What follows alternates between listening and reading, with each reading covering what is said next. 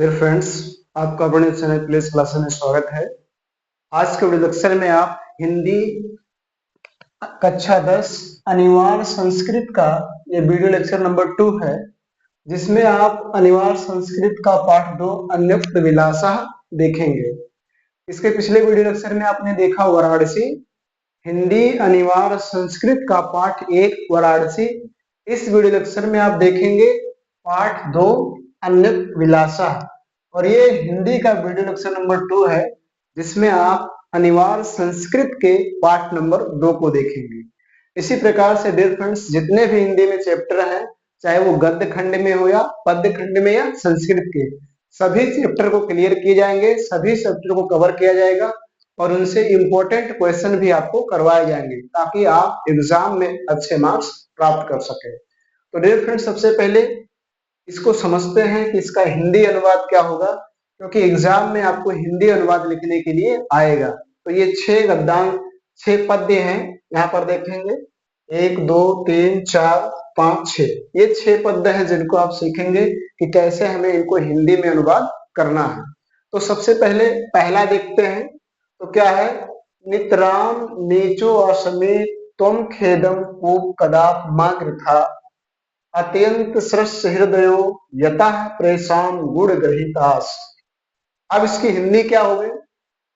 नितराम miss होता है अत्यधिक, और नीचो और समीत मिस मैं नीचा हूं।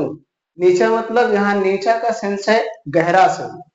ये कुएं की बात इस पद में हो रही है, और यहाँ पर कुआं जो होता है वो गहरा होता है, उस बात का यहाँ पर वर्णन है। तो नितराम मिस होता है अत्यधिक, और नीचो असमित मिस मैं नीचा हूं, तुम मिस तुम, खेदम मिस होता है दुख, कूप मिस कुएं, कदाप मिस कभी भी, मां मिस मत, कृथा मिस करो। अब इसकी हिंदी क्या होगी, ध्यान समझिएगा। हे कुएं, मैं अत्यधिक नीचा हूं, इस प्रकार का दुख कभी मत करो। जो कुआं होता है वो गहरा होता है, नीचा होता है। तो इस लाइन के माध्यम से व्यक्ति को समझाया जा रहा है कि जो व्यक्ति है वो जैसा भी है वो सही है, उसको कभी भी दुखी नहीं होना चाहिए। तो इसकी हिंदी अनुवाद समझेंगे। नितराम नीचो असमी तुम खेदम को कदाप मां कृथा, हे कुएं, मैं अत्यधिक नीचा हूं, इस प्रकार का दुख कभी मत करो। फिर अत्यंत सरस हृदयो, अत्यंत सरस हृदय मीन्स अत्यंत सरस हृदय वाले, यथा मीन्स क्योंकि, परेशान परेशान मीन्स होता है दूसरे के, गुण ग्रहितास मीन्स गुणों के ग्रहण करने वाले, क्योंकि तुम अत्यंत सरस हृदय वाले और दूसरों के गुणों को ग्रहण करने वाले हो। ठीक है, फिर से सुनिए। यदि आपके एग्जाम में ये पद्य आ रहा है तो उसका हिंदी अनुवाद क्या लिखेंगे? हे कुएं, मैं अत्यधिक नीचा हूं, नीचा अर्थात गहरा। ठीक, हे कुएं, मैं अत्यधिक नीचा हूं, इस प्रकार का दुख कभी मत करो, क्योंकि तुम अत्यंत सरस हृदय वाले और दूसरे के गुणों को ग्रहण करने वाले हो। इस प्रकार से इसका हिंदी अनुवाद लिखना है। अब दूसरा देखेंगे, नीर क्षीर विवेके हंसालस्यम तुमेव तनुषे चेत विष अस्मिन अधुना अधुनान्य कुलवर्तम बालस्यस्त का। इसकी हिंदी क्या होगी, ध्यान समझिएगा। नीर, नीर मीन्स होता है पानी, जल, और क्षीर, क्षीर मीन्स होता है दूध, और विवेके, विवेक मतलब होता है बुद्धि या अलग करना भी कह सकते हैं। ठीक है, अलग करना।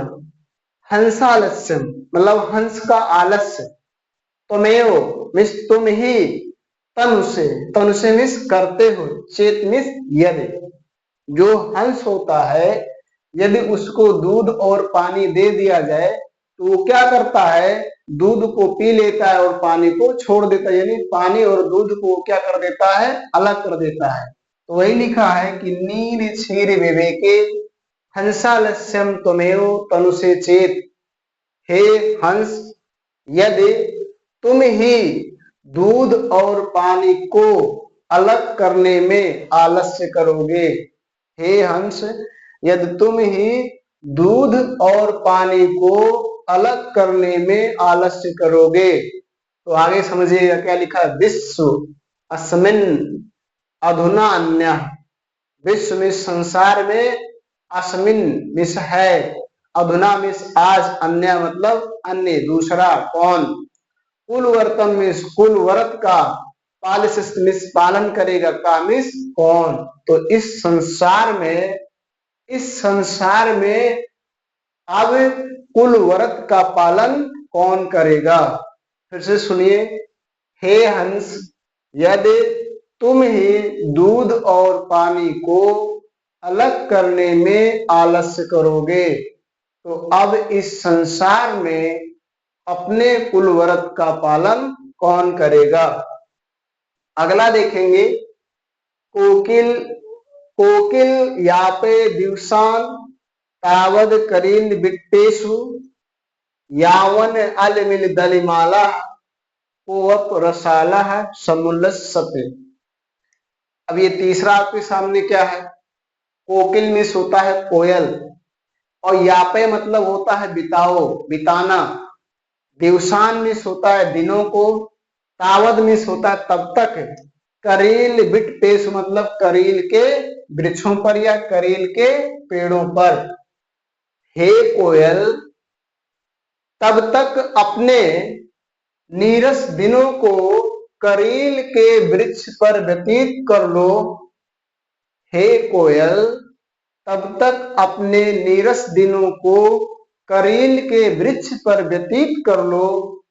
यावन मतलब यावत, अल दलिमाला, यावत मतलब होता है जब तक, अल दलिमाला, अल दलिमाला मतलब होता है भौरों से युक्त, भौरों से युक्त, कोप कोई, रसाला मिस आम का, समरसत मिस होता है सुशोभित होना, जब तक भौरों से युक्त कोई आम का वृक्ष दिखाई नहीं देता है अर्थात सुशोभित नहीं होता है। फिर से सुनेंगे, हे कोयल, तब तक तुम अपने नीरस दिनों को करील के वृक्ष पर व्यतीत कर लो, तब तक जब तक कोई भौरों से युक्त आम का वृक्ष दिखाई नहीं पड़ता है। और अब चौथा देखेंगे, इस प्रकार से आपने पहला देखा, दूसरा और तीसरे का हिंदी अनुवाद कैसे लिखना है। अब फ्रेंड्स चौथा देखेंगे, रे रे चातक सावधान मनसा मित्र क्षणम श्रित्यम अम्बोदा बहो ही संत गगने सर्वे नैता दृशा केचिद दृष्टा भृद्रंत वसुधाम गर्जंत केचित वृथा यम यम पश्यस्तस्तस प्लुतो मां ब्रुहु दीनम वचा। इसका क्या हिंदी होगा, इसमें कहा रहा है कि रे रे चातक, रे रे मिस हे, हे चातक, हे चातक, सावधान मनसा, सावधान मनसा मिस सावधानी पूर्वक, मित्र क्षणम मिस क्षण भर, श्रुत मिस सुनो। हे चातक, सावधानी पूर्वक मित्र क्षण भर सुनो या सुनिए। रे रे चातक सावधान मनसा मित्र क्षणम श्रुत्यम, हे चातक सावधानी पूर्वक मित्र क्षण भर सुनो। अंबोधा, अंबोधा मिस होता है आकाश, बहु मिस बहुत से, संत मिस है, गगने मिस सॉरी यहाँ पर अंबोधा मिस होता है बादल, अंबोधा मिस बादल, बहु मिस बहुत से, संत मिस है, गगने मिस आकाश में, सर्वे मतलब सभी, नैत दिशा मिस एक जैसे नहीं है। आकाश में बहुत से बादल हैं लेकिन सभी एक जैसे नहीं हैं। अंबोधा बहो ही संत गगने सर्वे नैत दृशा, आकाश में बहुत से बादल हैं परंतु सभी एक जैसे नहीं हैं। आगे देखिए क्या कह रहा है, केचिद कुछ, वृष्टाभृद्रयंत, वृष्टाभृद्रयंत मतलब होता है वर्षा करके गीला कर देते हैं या भिगो देते हैं, वसुधाम में इस पृथ्वी को कुछ कुछ वर्षा करके पृथ्वी को भिगो देते हैं। गर्जंत केचित वृथा, गर्जंत में होता है गर्जना, और केचित में कुछ वृथा में बेकार में, और कुछ बेकार में गरजते हैं। यम यम पश्यस, यम यम मतलब जिस जिसको, पश्यस में देखो, तस तस उन उनको, प्रुतो मां ब्रुहु दीन वचा, बुरे वचन मत कहो। जिस जिसको देखो उसको बुरे वचन मत कहो। फिर से सुनिए। रे रे चातक सावधान मनसा मित्र क्षणम सुरतम, हे चातक सावधानी पूर्वक मित्र क्षण भर सुनो। अम्बोदा बहो ही संत गगने सर्वे नैत दिशा, आकाश में बहुत से बादल हैं परंतु सभी एक जैसे नहीं हैं। केचित वृष्टा भ्रद्रयंत वसुधाम, कुछ वर्षा करके पृथ्वी को भिगो देते हैं।